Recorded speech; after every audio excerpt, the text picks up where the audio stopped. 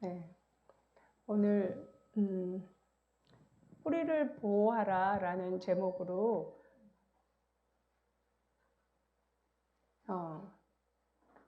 말씀을 전하려고 합니다. 그래서 제가 이번 주에 지난주에 제 설교, 지지난주 설교 끝난 다음에 주님 다음 주에 어떤 걸 할까요? 하면서 이제 계속 기도를 했는데 제목은 주셨는데 본문은 안 주시더라고요.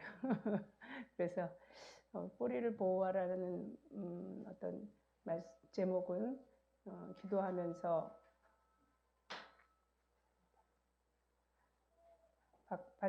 받고 나서 되게 고민했어요. 이게 어떻게 전해야 될까 하면서 예, 고민을 했는데 뿌리가 근원이잖아요. 근원. 그래서 뿌리가 근원이니까 근원에 대해서 이렇게 말씀을 찾아가면서 준비해야겠다 이런 마음을 갖게 되었어요. 오늘 주제되어지는 말씀 잠언서 4장 23절이에요. 같이 한번 읽겠습니다. 시작. 모든 지킬 만한 것 중에 더욱 내 마음을 지키라. 생명의 근원이 이에서 남이니라. 아멘. 오늘 이제 여러 성경 말씀을 보게 될 터인데 중요한 여러 말씀들이 있지만 이 전체를 아우르는 주제 문구라고 할 수 있어요. 여기 보면 생명의 근원이라는 말이 나와요. 생명의 근원. 우리가 근원 하면은 성경에서 근원 이야기로 유명한 스토리가 하나 있는데 물 고치는 이야기 나오죠. 이사야 선지자. 또 이 근원에 대해서 하나님께서 자신을 표현할 때 생수의 근원이라는 표현을 성경에서 몇 군데 쓰셨어요. 그래서 오늘 그 말씀도 함께 찾아보려고 합니다. 다음 말씀 히브리서 5장 9절 말씀 같이 읽어볼게요. 시작. 온전하게 되셨은즉 자기에게 순종하는 모든 자에게 영원한 구원의 근원이 되시고, 그 다음에 예레미야 말씀 2개 볼게요. 시작. 내 백성이 2가지 악을 행하였나니 곧 그들이 생수의 근원 되는 나를 버린 것과 스스로 웅덩이를 판 것인데 그것은 그 물을 가두지 못할 터진 웅덩이들이니라. 또 그 다음 이스라엘의 소망이신 여호와여, 무릇 주를 버리는 자는 다 수치를 당할 것이라. 무릇 여호와를 떠나는 자는 흙의 기록이 되오리니 이는 생수의 근원이신 여호와를 버림이니이다. 예. 하나님께서 예수 그리스도께서 영원한 구원의 근원이 되신다고 말씀하시고, 하나님께서 하나님 자신에 대해서 지금 표현되어지는 말로 생수의 근원이다. 특히 이 예레미야 17장 13절하고 그 다음에 예레미야 2장 13절, 즉 생수의 근원이라고 정확하게 표현되어져 있는 이 말씀 두 구절은 치유 신학에서 굉장히 많이 이렇게 적용되어지는 말씀이에요.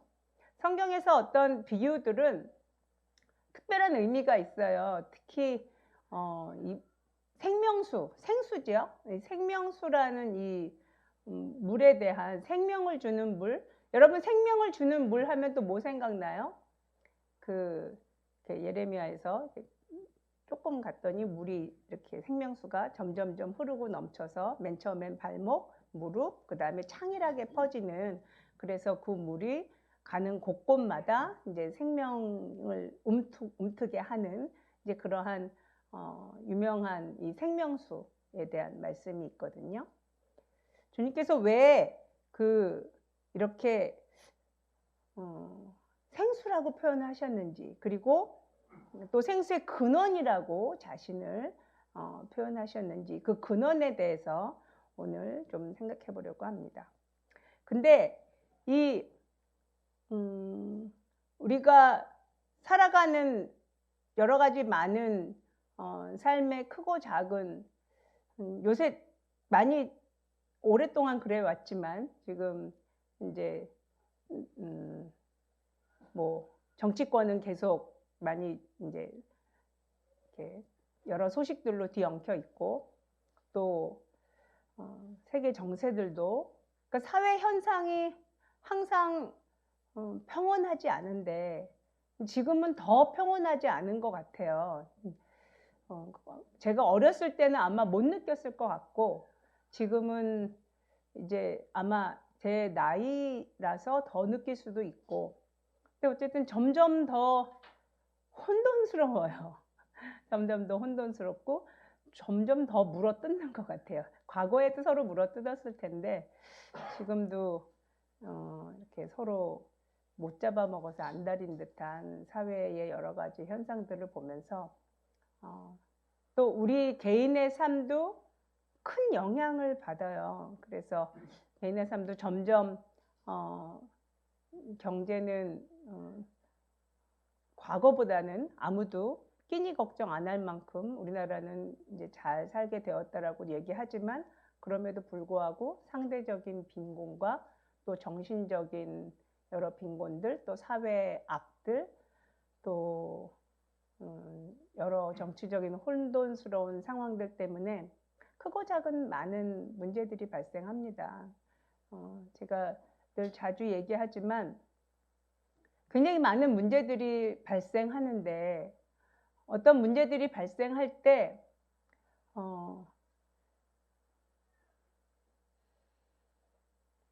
예를 들어서 스스로 상처 내는 것을 자기도 모르게 제가 아는 분 어떤 분이 그분은 그냥 겉보기에는 정말 아름다운 백조세요.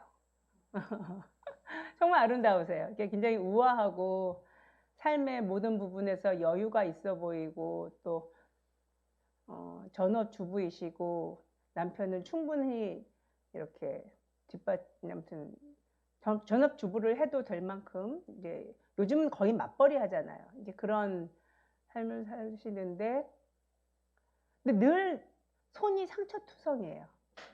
그러니까 너무 겉보기하고 너무 다른 거예요. 외모 되게 아름다우시고 막 그러신데 그분은 끊임없이 손에 상처가 나서 이렇게 약을 바르시는데 자기가 언제 손을 다쳤는지를 몰라요. 그러니까 상처가 나면 그 상처 난 데를 이렇게 약을 바르고 이렇게 저도 오늘 데일밴드 하나 하고 왔는데 데일밴드를 하고 또 며칠 있다가 아물고 또 있다가 또 어디 또 다치고 왜 이렇게 다치세요? 근데 나는 언제 다쳤는지 모르겠다. 그러니까 우리가 어떤 문제들이 발생을 할 때 그 근본적인 이유를 알지 못하면 계속 같은 문제들이 이렇게 연이어서 발생을 해요. 우리 삶에서 참 많이 보거든요. 그냥 제 개인의 삶을 돌아봐도 그렇고 제가 과거에 제가 운전을 조금 잘합니다. 운전을 오래되기도 했어요. 제가 85년부터 운전을 했어요. 1985년. 그러니까 오래됐죠? 근데 한 몇 년 전에 운전을 그냥 이렇게 운전해서 그냥 이렇게 가서 앞으로 쭉 갔는데 제가 여러 명한테 그 얘기를 했는데 제가 막 가는데 신호등에 섰어요. 그랬더니 어떤 트럭 기사님이 옆에 딱 붙으시더니 막 이렇게 창문을 내리래요. 그래서 나 뭐 잘못한 게 하나도 없었거든요. 근데 보통 이렇게 내리라고 그러고 여자 운전하고 그러면 막 욕하고 가시는 분도 있어요. 내가 뭘 잘못했을 경우에. 근데 그땐 정말 제가 잘못한 게 하나도 없었기 때문에 왜 창문을 내리라 그러는지 굉장히 의아해 여기면서 아주 임신스러운 눈초리로 왜요? 하면서 창문을 내렸어요. 그랬더니 어쩜 그렇게 운전을 잘하냐고. 그분이 할아버지셨어요. 연세도 꽤 많은 직업적으로 트럭 운전을 오랫동안 하신 분 같은데 아마 약간 막히는 길인데 제 뒤를 계속 쫓아서 오셨나 봐요. 그러시면서 빠르게 아마 돌파를 하신 것 같아요. 그래서 운전 잘한다 막 이렇게 얘기하시는데, 근데 제가 그 과거에 그냥 그러니까 운전을 잘한다고 생각하기보다는 저도 사고가 나고 이랬었기 때문에 굉장히 늘 조심해요. 저는 이제 늘 방어 운전을 하려고 노력을 하는 편이에요. 제가 운전하다가 교통사고 비보호자전에서 사고 나서 조 목사님 크게 다칠 뻔한 일도 한 번 있었거든요. 근데 어떤 분이 운전을 하시는데 그분이 운전하는 걸 탈 때 그때 그 옛날에 굉장히 불안하더라고요. 그냥 직감적으로 느끼겠어요. 이분은 시시때때로 사고를 내시겠구나. 이렇게 차선도 바르게 안 가시고, 그다음에 아무튼 이렇게 보여요. 운전을 뭐 아마 저처럼 제가 생각하기에 뭐 제가 운전을 잘하건 못하건 좀 경력자들은 그분의 운전을 하는 걸 옆좌석에 탔으면 누구든지 불안했으리라. 근데 그분은 실제로 교통사고가 나서, 그러니까 본인이 사고 낸 적도 있고 남한테 사고를 당한 적도 있어서 최소한 세네 번은 입원을 하셨어요. 이제 병원에. 근데 그런 게 있는 거죠. 제가 이제 왜 이런 얘기를 하냐면, 모든 현상들, 그러니까 아까 손을 많이 다치시는 그분은 호르몬 계통에 좀 문제가 있으셔서 차분하기가 어려우세요. 이렇게 뭘 차분하기가 어려우셔서 병이 있던 거죠. 그 병 때문에 차분하실 수가 없어서 항상 서두르시니까 손에 자꾸 상처가 나시는 거였고, 과거에 제가 알았던 그 운전하시는 분도 하여튼 운전 배우실 때 처음부터 좀 습관이 잘못되어 있으셨는지 어쨌든 근본적으로 운전 습관에 큰 문제가 있으셨어요. 그래서 차도 참 많이 바꾸시고 그러더만. 근데 결국은 최근에도 한번 사고 나서 병원에 한번 들어갔다 나오셨거든요. 모든 현상에는 그러니까 근본적인 이유가 있어요. 근데 이 근본적인 이유, 어떤 근원에 해당하는 어떤 뿌리가 되는 그 문제를 해결하기 전에는 계속 같은 현상이 발생한다는 거죠. 문제가 발생한다는 거죠. 이사야서 47장 11절 말씀 한번 찾아볼게요. 같이 읽어볼게요. 시작. 재앙이 내게 임하리라. 그러나 내가 그 근원을 알지 못할 것이며 손해가 내게 이르리라. 그러나 이를 물리칠 능력이 없을 것이며 파멸이 호련히 내게 임하리라. 그러나 내가 알지 못할 것이니라. 아멘. 예를 들어서 제가 이제 운전을 좀 오래 한 선배로서 제 입장에서 그 친구가 운전하는 걸 볼 때는 그게 보여요. 근데 본인은 전혀 몰라요. 본인의 운전 습관의 문제나 아니면 그냥 이 정도로 생각을 해요. 내가 너무 운전하면서 전화도 많이 하고 너무 사업하느라고 좀 집중하지 못해서 그렇지, 이제 이렇게 정도만 생각을 하지 운전에 근본적인 문제가 있다고 생각을 못 하더라고요. 심지어 앞에서 얘기를 해도 이게 들어가질 않아요. 접수가 안 돼요. 그러니까 인식을 전혀 못 하는 거예요. 그러니까 문제를 당하고 있고 재앙을 당하고 있는 사람의 입장은 이 이사야서 47장 11절의 말씀 상태예요. 본인은 그것을 알 방법이 없어요. 여러분도 여러분의 삶 가운데서 이런 일을 이제 경험을 하신 분들이 대부분 있겠죠. 어떻게 우리가 살면서 어려움을 만나지 않고 지나가겠어요. 실은 저는 결혼하고 결혼 생활하면서 나름 많은 고민들이 있었어요. 그러니까 되게 힘들더라고요. 결혼 생활 한다는 게. 특히 사람답게 산다는 게 힘들더라고요. 그러니까 양가 어른들이나 또 주변의 여러 사람의 시선에 욕을 안 먹는 삶을 산다는 게 쉽지 않더라고요.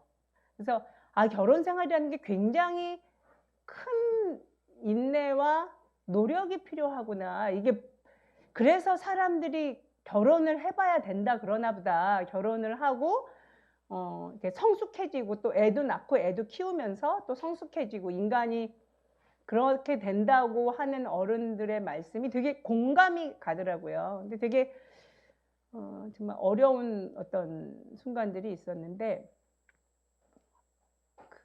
우리의 삶이 정말 이렇게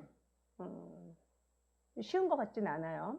근데 이제 우리는 주 예수 그리스도로 말미암아 하나님의 자녀가 되었고, 이 하나님의 자녀된 우리가 누려야 되고 살아야 되는 천국 백성의 삶을 우리가 말씀 가운데서, 성경 말씀 안에서 좋으라 그럴까? 이렇게 딱 맞닥뜨리는 거예요. 만나야겠고 또 생명이신 하나님을 찾아야겠는데 그 재앙을 당한 사람이, 문제를 해결해야 될 당사자는 그 사람밖에 없거든요. 그 사람이 본인이 그 문제를 해치고 나와야 되는데, 그 나올 수 있는 그 힘을 이제 성경 말씀과 함께 찾아보려고 합니다.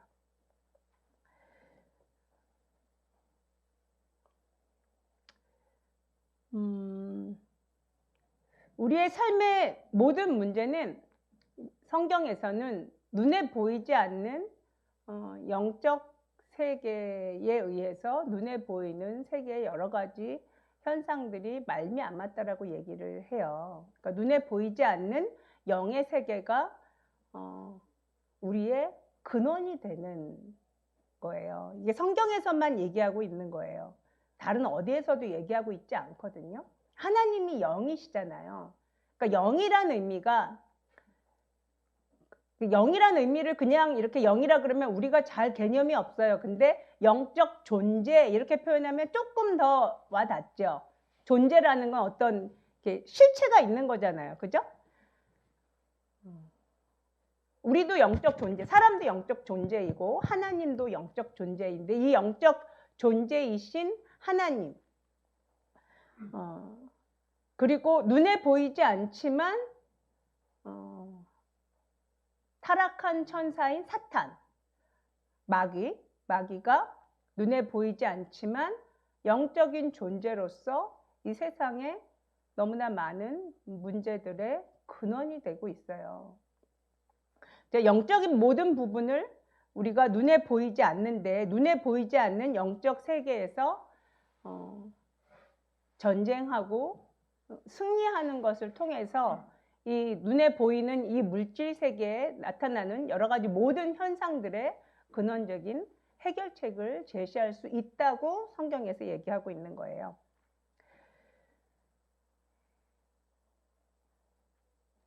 오늘의 이 말씀을 들어가기 위해서 기초석을 하나 볼게요.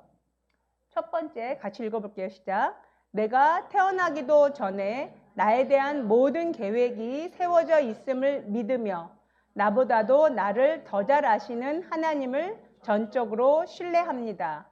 아멘. 성경 말씀이 영이요 생명이라고 말씀하시잖아요. 그러니까 근데 영을 영적 존재라고 한번 생각을 해보세요. 성경 말씀이 영적 존재요 생명이다. 한번 따라해 보시겠습니까? 성경 말씀이 영적 존재이고 생명이다. 영적 존재라고 표현을 하면 성경 말씀을 소리내서 읽으면 힘이 세져요. 여러분이 우리가 자, 오늘 시편 139편 1절부터 16절까지 같이 따라 읽으려고 해요. 말씀을 읽는데 이 말씀이 영적 존재예요. 이 말씀이 생명이 있는 영적 존재예요. 말씀이 영이라서. 말의 높임말 말씀이 아니라 영적 존재예요. 생명이 있거든요. 이 말씀을 영적 존재라고 생각하시면서 한 구절 한 구절 우리가 믿음으로 같이 고백하실게요. 시작. 주님께서 나를 샅샅이 살펴보셨으니 나를 환히 알고 계십니다. 내가 앉아 있거나 서 있거나 주님께서는 다 아십니다. 멀리서도 내 생각을 다 알고 계십니다. 내가 길을 가거나 누워 있거나 주님께서는 다 살피고 계시니 내 모든 행실을 다 알고 계십니다. 내가 혀를 놀려 아무 말 하지 않아도 주님께서는 내가 하려는 말을 이미 다 알고 계십니다. 주님께서 나의 앞뒤를 두루 감싸 주시고 내게 주님의 손을 얹어 주셨습니다. 이 깨달음이 내게는 너무 놀랍고 너무 높아서 내가 감히 측량할 수조차 없습니다. 내가 주님의 영을 피해서 어디로 가며 주님의 얼굴을 피해서 어디로 도망치겠습니까? 내가 하늘로 올라가더라도 주님께서는 거기에 계시고 수월에다 자리를 펴더라도 주님은 거기에도 계십니다. 내가 저 동력 너머로 날아가거나 바다끝 서쪽으로 가서 거기에 머물지라도 거기에서도 주님의 손이 나를 인도하여 주시고 주님의 오른손이 나를 힘있게 붙들어 주십니다. 내가 말하기를 어둠이 와락 나에게 달려들어서 나를 비추던 빛이 밤처럼 되어라 해도 주님 앞에서는 어둠도 어둠이 아니며 밤도 대낮처럼 밝으니 주님 앞에서는 어둠과 빛이 다 같습니다. 주님께서 내 장기를 창조하시고 내 모태에서 나를 짜 맞추셨습니다. 내가 이렇게 빚어진 것이 오묘하고 주님께서 하신 일이 놀라워 이 모든 일로 내가 주님께 감사를 드립니다. 내 영혼은 이 사실을 너무도 잘 압니다. 은밀한 곳에서 나를 지으셨고 땅속 깊은 곳 같은 저 모태에서 나를 조립하셨으니 내 뼈 하나하나도 주님 앞에서는 숨길 수 없습니다.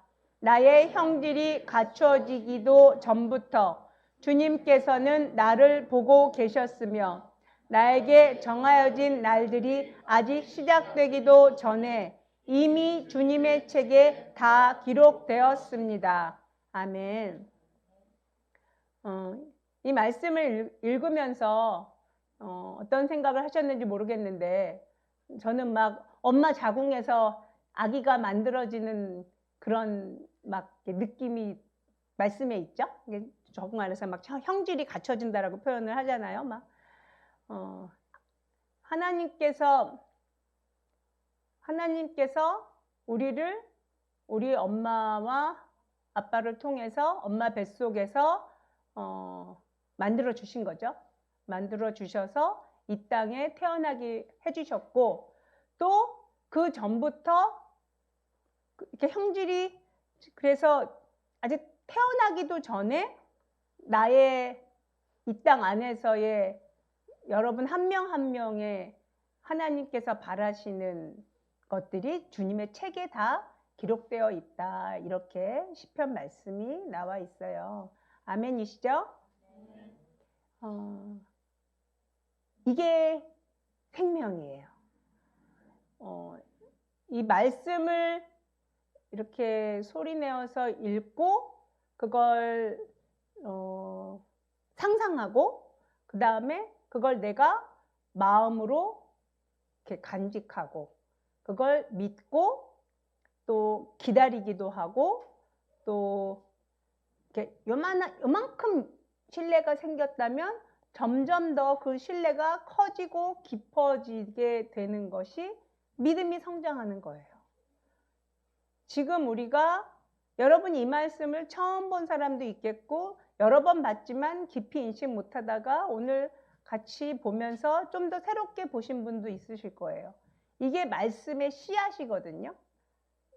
이게 말씀의 씨앗이에요. 씨앗이라는 건 뭐예요? 생명이 있는 거죠. 씨앗은 생명이 있는 거예요. 아까 첫 번째는 뭐냐면 하나님께서 우리의 모든 것을 다 아시고 계신다. 우리를 지으시고 우리의 생각과 우리가 어디를 가든지 간에 하나님의 그 안에 거하고 하나님의 시경 안에 거하고 그다음에 우리의 모든 것을 다 아신다. 두 번째 기초석은 뭐냐면 두 번째 사탄의 방해를 의식해야 합니다. 아까 영적 존재에 대해서 얘기했었잖아요.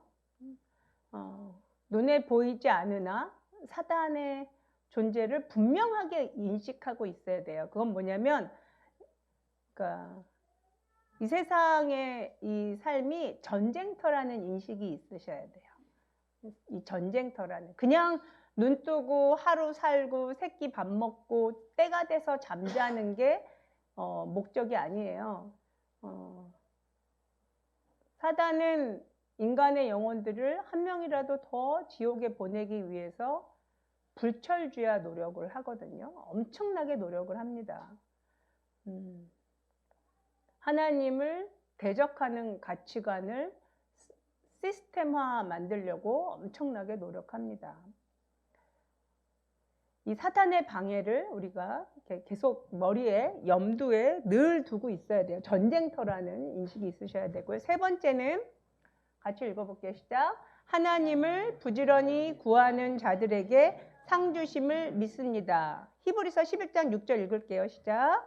믿음이 없이는 하나님을 기쁘게 해드릴 수 없습니다. 하나님께 나아가는 사람은 하나님이 계시다는 것과 하나님은 자기를 찾는 사람들에게 상을 주시는 분이시라는 것을 믿어야 합니다.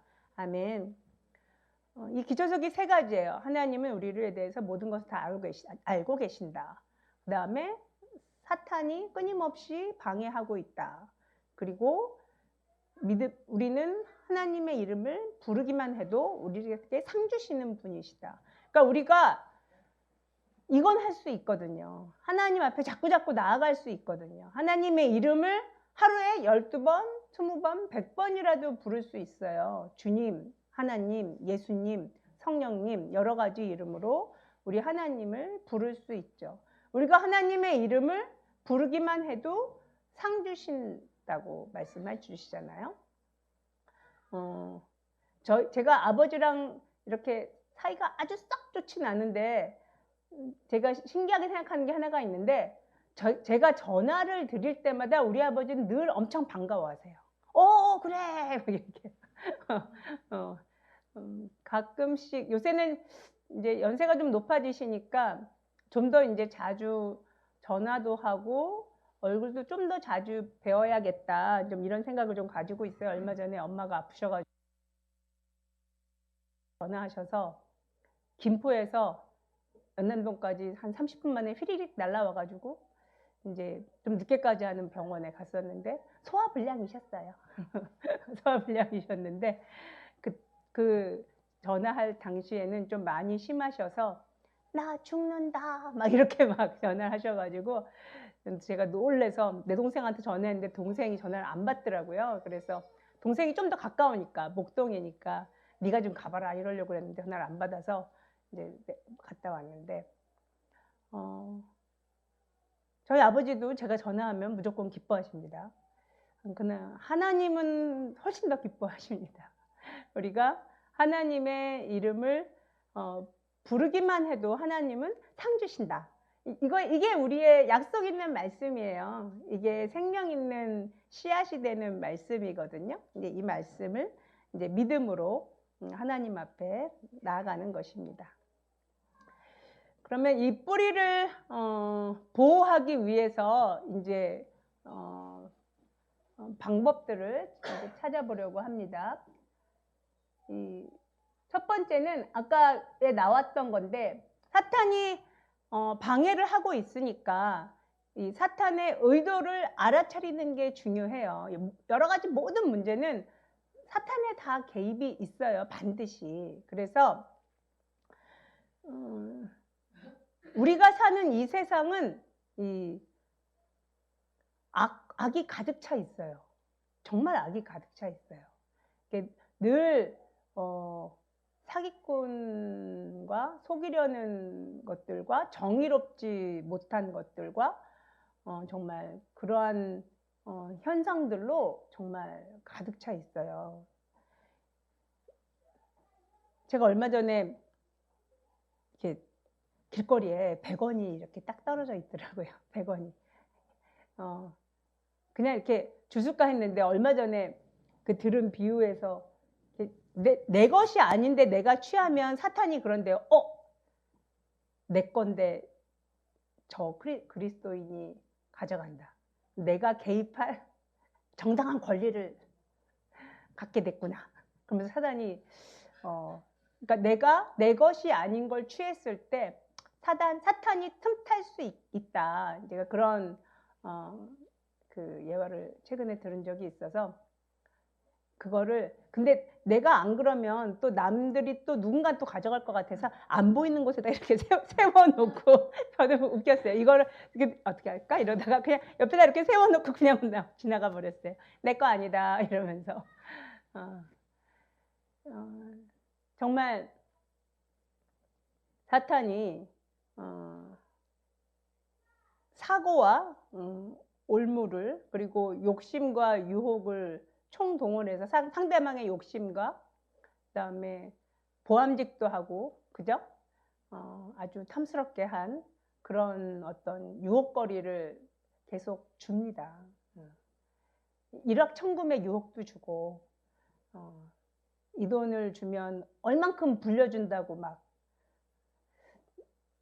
저는 제 생각에 제 핸드폰 번호는 완전히 이렇게 적진에 다 공개되어 있는 것 같아요. 이 스팸과 그 사기성 문자가 하루에 거의 심할 때 한 5건에서 10건은 오는 것 같아요. 그러니까 맨날 뭐 엄마 나 폰 맡겨놨어 뭐 이런 문자가 오고 뭐 하여튼 뭐 돈을 뭐 엄청 싼 이자로 뭐 해준다고 문자도 오고 하여튼 다양한 문자들이 많이 오는 걸로 봐서 제 핸드폰 신상 명세는 다 털린 것 같아요. 저는 그렇다고 핸드폰 번호 바꿀 수도 없고 그냥 그러려니 하면서 지내는데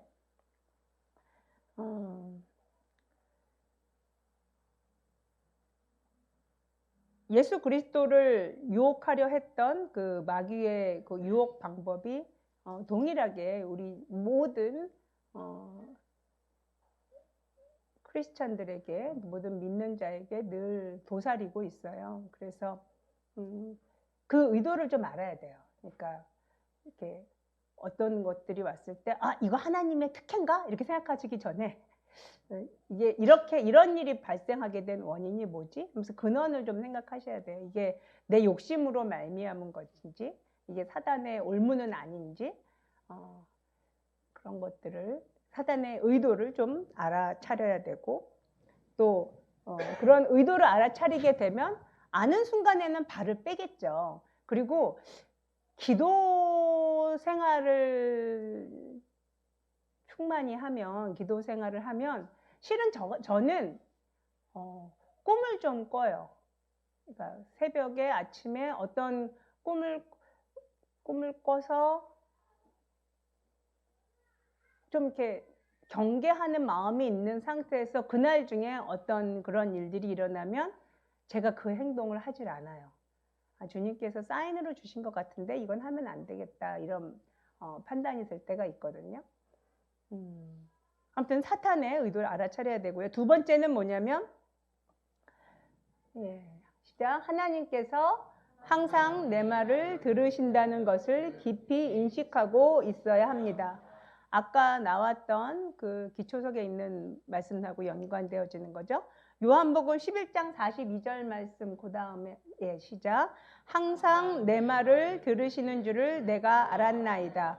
그러나 이 말씀 하옵는 것은 둘러선 무리를 위함이니 곧 아버지께서 나를 보내신 것을 그들로 믿게 하려 함이니이다. 아멘. 예수님께서 그러셨거든요. 하나님께서 항상 내 말을 들으신다. 그러니까 우리도 우리의 말을 하나님께서 항상 들으세요. 우리가 생각을 하는 것도 들으시고요. 또 조그맣게 속삭여도 들으시고 마치 하나님하고 우리 사이에 엄청나게 빠른 속도의 케이블이 놓여진 것 같아요. 저는 그 생각을 참 많이 했어요. 예수님 만나고 성령 받고 나서부터 그 생각을 했어요. 성령 받고 나서의 그 느낌은 뭐였냐면 내 머리 위에 이 빛이 임해 있는 것 같았어요. 그래서 그 빛 때문에 늘 하나님하고 커넥션이 돼 있는 것 같아요. 하나님하고 연결이 돼 있어서 내가 그러니까 살아있는 그리스도인, 영이 깨어있는 그리스도인들은 하나님하고 늘 고속으로 이게 뭔가 이렇게 통하고 있다. 그런 생각과 또 그런 생각을 가지고 말씀이 보면 말씀이 굉장히 잘 이해가 돼요. 그러니 하나님께서 모든 생각을 다 아시죠. 우리의 마음의 조그만 움직임, 또 내가 알지 못하는 내 내면의 깊은 것도 하나님은 다 아시는 거죠. 이 앞에 걸 보면 육신에서 그렇기 때문에 하나님께서 내 말을 들으시고 아시기 때문에 우리가 그러니까 육신이나 내 이성, 혼의 생각이죠. 육신이나 내 이성에서 나오는 생각과 내 영에서 나오는 생각하고 분별을 할 수 있어야 돼요. 그러니까 내 영에서 나오는 생각은 성령께서 주시는 생명과 믿음의 생각이고, 내 혼에서 나온 생각은 내 육에서 나온 생각이에요. 내 이성으로 내가 가지고 있는. 그러니까 영의 생각과 혼의 생각이 달라요. 이거를 알아차릴 수 있게 되기를 바랍니다. 그 다음에 세 번째는 영으로 말합니다예요. 영으로. 이게 같은 얘기긴 한데 이거는 그러니까 영어로 표현하면은 영어 중에 spit out, 그러니까 입을 그냥 이렇게 소리를 내뱉는다는 이제 그런 표현이 있는데, 그러니까 스피치죠. 말을 하는 건데, 말할 때 영으로 말한다는 의미예요. 베드로전서 4장 11절 여기 가로까지 다 넣어서 한번, 이거는 앰플리파이드 바이블이라고 확대역 성경이라는 게 있어요. 그래서 그걸로 찾은 건데 한번 같이 읽어볼게요. 베드로전서 4장 11절 시작. 누구든지 회중에게 말하는 사람은 하나님의 계시 그 말씀을 말하는 것처럼 하라. 누구든지 회중에게 봉사하는 사람은 하나님이 풍성하게 공급하시는 힘으로 하는 자같이 하여 범사에 예수 그리스도로 말미암아 하나님이 영광을 받으시게 명예롭고 광대하게 하라. 그에게 영광과 주권이 세세에 무궁하도록 있노라. 아멘.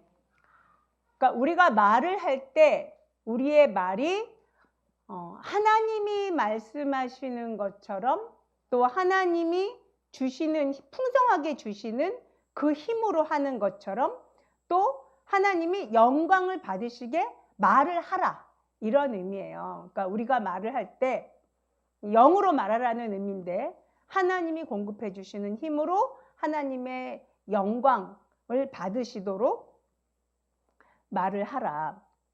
그러니까 이런 거죠.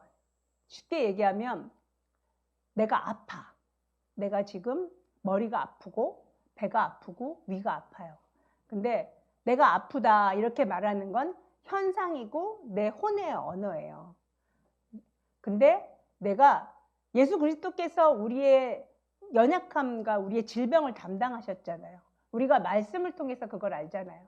그러면 주님, 내가 이 위를 예수 그리스도께서 내 위 아픈 것을 담당하셨고 이것을 더 이상 내게 속한 문제가 아님을 내가 선포합니다. 내 병이 치유받았음을 주님께 감사드립니다. 주님께 이 일로 말미암아 영광 돌립니다. 이거는 성경 말씀, 생명이 있는 하나님의 말씀으로 선포하는 믿음의 생명의 언어가 되는 거예요. 생명의 씨앗을 선포하게 되는 거예요. 그게 하나님의 말씀을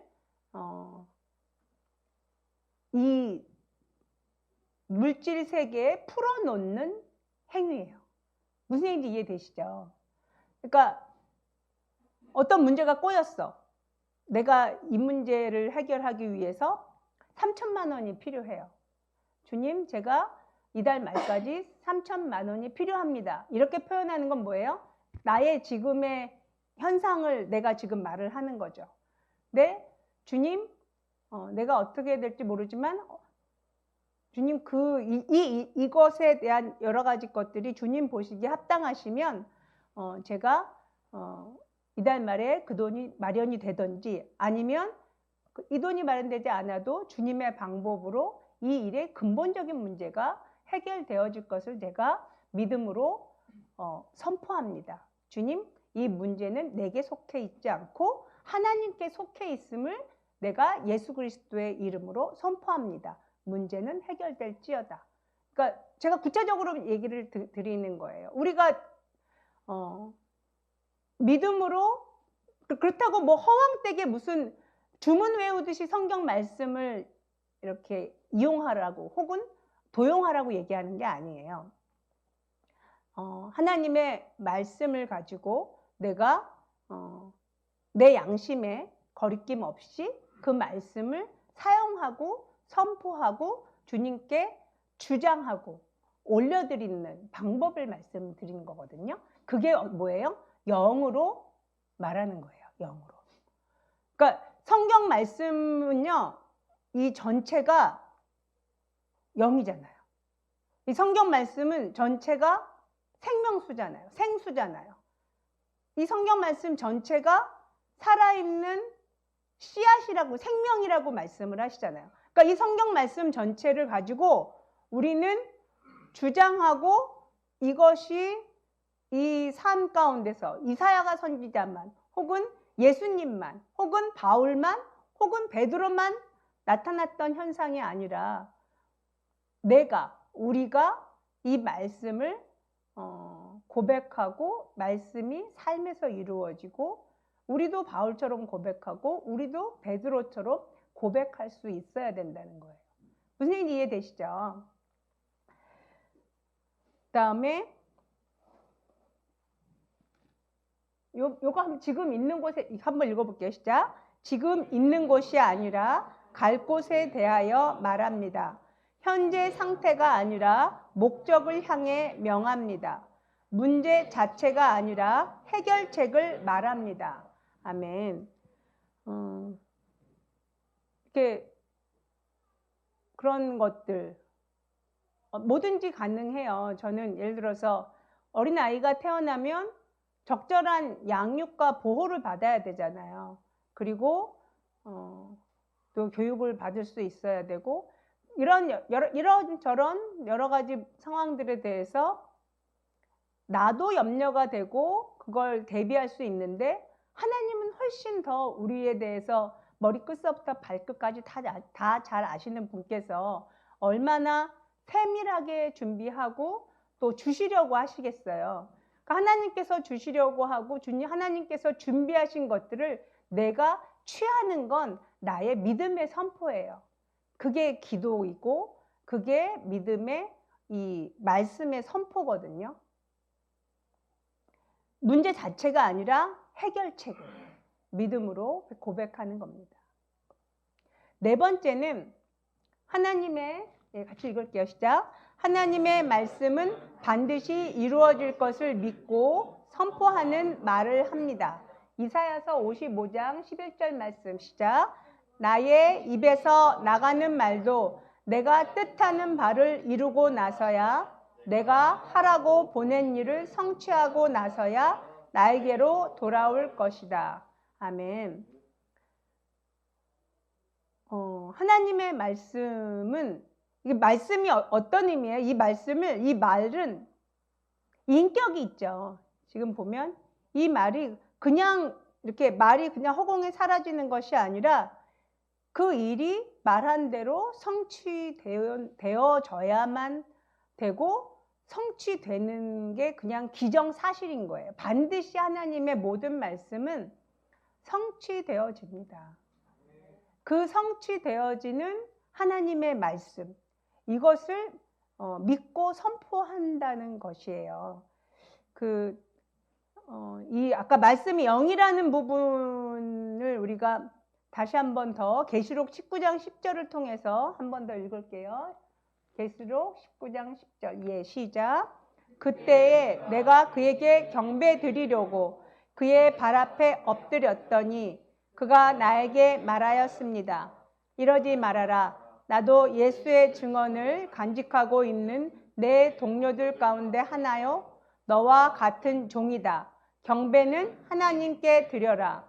예수의 증언. 예, 여기 보면 나도 뭐라 그래요? 예수의 증언을 간직하고 있다고 얘기하죠. 예수의 증언. 그 다음에 다음 거 해보실래요? 예. 예수님의 증언은 계시록 19장 10절 이게 연결되어지는 건데 이게 또 끊어졌어요. 예, 예수님의 증언은 그러니까 하나님께 예언을 드려라 하고 예수님의 예언이 여기까지가 성경 구절이거든요. 네. 예수의 증언은 예언의 영이다. 이게 계시록에 있는 말씀이에요. 혹시 의심나시는 분은 계시록 19장 10절을 좀 찾아보시면 되겠습니다. 그러니까 예수님께서 내가 하는 말이 진리인데 그 이유는 뭐냐면 나는 자유로 말하지 않는다. 내 아버지께서 내 안에 계셔서 그 아버지께서 하시는 말이다. 내가 하는 게 아니야. 그렇기 때문에 내 말은 진리다. 이제 예수님께서 이렇게 말씀을 하셨어요. 그러니까 예수님께서 하시는 모든 말씀은 영적 존재인 거예요. 영이다. 영. 그러니까 예언이라는 건 뭐냐면 하나님의 말씀에 하나님의 뜻의 선포예요. 하나님의 뜻의 선포. 예수님은 하나님의 뜻을 선포하셨고 또 이 선포된 언어는 반드시 이루어지는 거죠. 그러니까 이 성경에 있는 이 말씀들을 정말 아주 정말 믿고 따르고 이렇게 깊이 생각을 하고 있으면 깊이 묵상한다라는 표현은 좀 그렇지만 깊이 생각하고 더 깊이 생각하고 또 말씀이 서로 말씀과 이렇게 엮여져서 그 이해를 도와요. 그러면서 그 말씀에 대한 이해가 더 깊어지고 믿음이 더 깊어질수록 저절로 믿음이 커져요. 저절로 그 생명이 자라가요. 여러분 안에서 여러분 자신과 하나님 정말 단 둘의 관계가 깊이 형성이 돼요. 그게 가장 중요해요. 왜냐하면 우리의 생수의 근원, 생명의 근원이신 하나님께서 모든 것의 근원이시기 때문에 그래요. 예수님의 말씀이 영이고 생명이라는 말을 우리가 참 많이 듣고 외우기도 쉽잖아요. 내가 곧 길이요 진리요 생명이란 말, 내가 너희에게 이른 말이 영이요 생명이다. 말도 여러 번 반복해서 듣고 반복해서 머리에 외워져 있지만 이것이 정말 내 안에서 각인이 되어지고 이 말씀이 살아 움직이면 실은 기도 시간에요. 저절로 그러니까 아침이 되면요. 새벽에 저절로 눈이 똑똑 떠져요. 그리고 저절로 기도도 되고요. 그리고 주님으로 말미암는 그 기쁨과 설레임과 어떤 가슴 두근댐이 있어요. 하나님과의 교제와 그 시간이 세상의 그 어떤 것보다도 귀하고 가치 있고 즐겁고 어느 것보다도 가장 어떤 시간보다도 가장 기다려지는 시간이기 때문에 주님과 단둘이 있는 시간을 확보하기 위해서 모든 걸 절제하고 노력할 수 있거든요.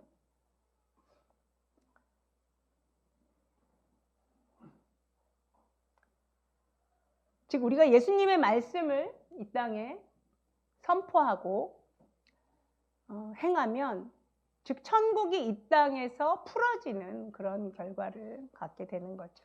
즉 이 물질 세계에 영적인 세계의 근원을 데리고 오는 겁니다. 방금 얘기한 네 가지를 다시 한번 정리한 거를 다시 한번 읽어볼게요. 시작. 사탄의 의도를 알아차려야 합니다.